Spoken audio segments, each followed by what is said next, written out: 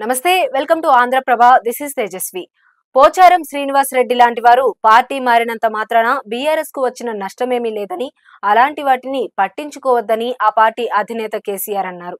మంగళవారం ఆయన farm house లో పార్టీ ఎమ్మెల్యేలు నాయకులతో సమావేశమయ్యారు. ఈ సందర్భంగా మాట్లాడుతూ వైఎస్ హయాంలో ఇలాంటివి ఎన్ని జరిగినా భయపడలేదన్నారు. ఇచ్చిన హామీలను అమలు చేయడంలో కాంగ్రెస్ పార్టీ విఫలమైందన్నారు. రాష్ట్రంలో శాంతి భద్రతలు పూర్తిగా దెబ్బతిన్నాయన్నారు. భవిష్యత్తులో బీఆర్ఎస్ కు మంచి రోజులు వస్తాయని ఆశాభావం వ్యక్తం చేశారు. ఎమ్మెల్యేలు ఎమ్మెల్సీలు నేతలతో తరచూ సమావేశమవుతున్నారు. ఈ భేటీలో బీఆర్ఎస్ ఎమ్మెల్యేలు హరీష్ రావు, వేముల ప్రశాంత్ రెడ్డి, కేపీ వివేకానంద గౌడ్, మాగంటి గోపీనాథ్, ముఠా గోపాల్, మాధవరం కృష్ణారావు, అరికెపూడి గాంధీ, ప్రకాష్ గౌడ్, ఎమ్మెల్సీలు సేరి సుభాష్ రెడ్డి, దండే విఠల్, మాజీ ఎమ్మెల్యేలు జోగు రామన్న, ఇతర సీనియర్ నేతలు భేటీ అయ్యారు.